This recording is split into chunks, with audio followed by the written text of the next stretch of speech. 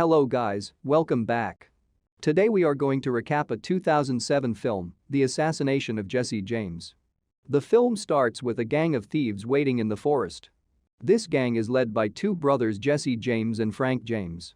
They are going to rob a train which is supposed to pass through the forest in the dark of the night. The gang stops the train by blocking the railway track.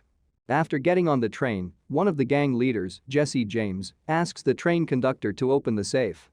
The conductor refuses to open the safe, but after getting beaten by Jesse, he finally opens the safe. Jesse is not happy to see that are just a few $100s inside the safe. The safe is supposed to have $100,000 inside it. James gets angry and, in his anger, he hits the conductor in the head and kills him. The gang returns to the town disappointed. It was supposed to be the last robbery of this gang, so all gang members part their ways, except James and Robert. James let Jesse stay with him for a few days. Robert is in awe of Jesse. He wants to be his sidekick.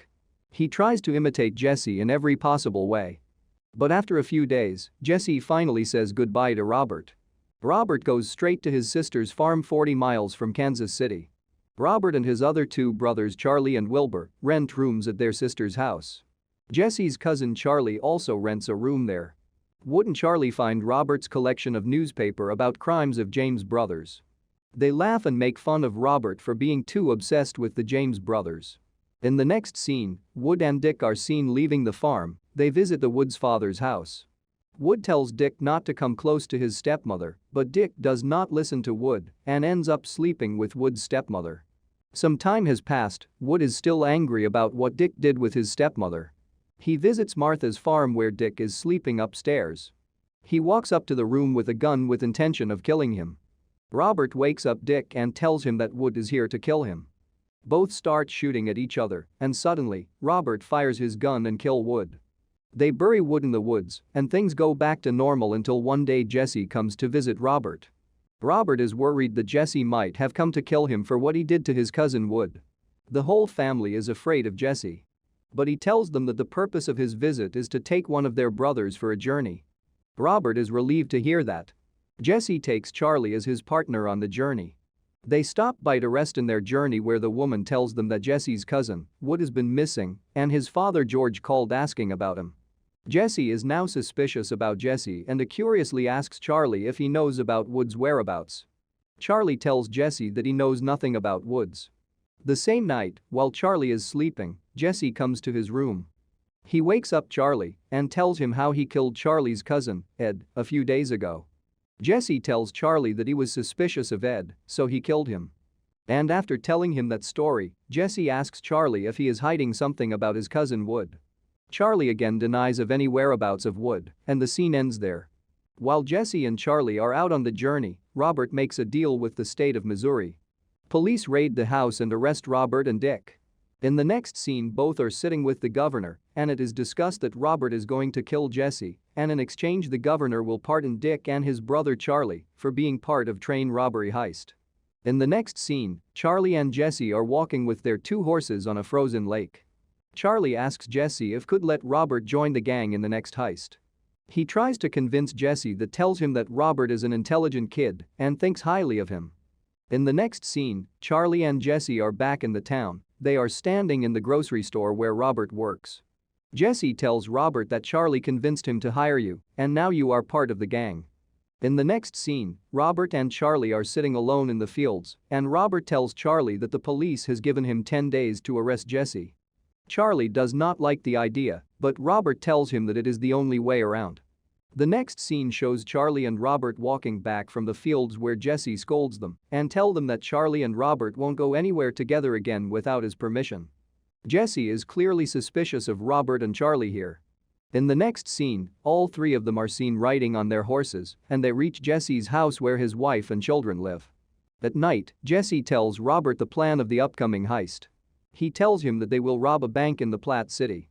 The next day, Jesse gifts Robert a gun. His eyes glows seeing the beautiful weapon. Jesse tells Robert to take this gift as an apology from him for being too rude all the time. Jesse tells Robert that he is feeling cornered these days and don't want to trust anybody. In the next scene, Jesse is coming towards his house with his kid and holding a newspaper in his hand. He comes inside the house, throws the newspaper at the sofa, and starts playing with his children. Robert picks up the newspaper, and the front page news is about Dick's confession about train robbery. Robert's eyes are lit with fear. In the next scene, Jesse tells Charlie and Robert to get ready as they are heading out to rob the bank. But Robert is still instilled with fear as he knows that Jesse knows Robert is going to kill him. Robert is sitting on a seat, and as Jesse turns his head towards the other direction, Robert points his gun at him. Jesse sees Robert's reflection in the mirror but still does nothing. Robert shoots at him the very next moment and Jesse dies. His wife comes running into the room and finds him dead. Robert sits down on the sofa with a shock on face. Charlie picks him up and takes him out of the house. They go straight to the telegraph office and write the message to the governor stating the death of Jesse James. The next scene shows Jesse James tied to a wooden plank. He is being photographed since he is one of the biggest criminals of American history at that time. The narrator tells that a man offered $50,000 for the body of Jesse James so that he could take it to all over America, showing the people his body and make money out of it. Now 1 year has passed. Robert and Charlie now work for different theaters. Their shows are about how they killed Jesse James. Robert became a huge celebrity around America. He became as famous as one Jesse James was. Robert and Charlie did the same theater performance of killing Jesse James for more than 800 times. And in his last performance, a man threw something at him from the audience. He became furious and jumped at him. Robert was arrested for punching multiple men in the audience.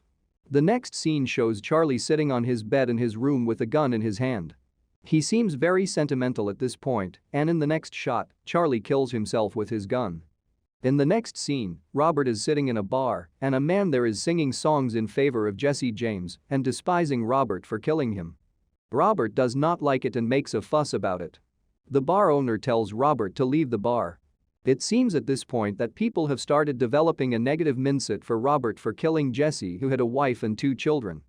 The movie depicts that Jesse James became a legend all over the America, but people forgot about Robert Ford, who killed such a huge criminal.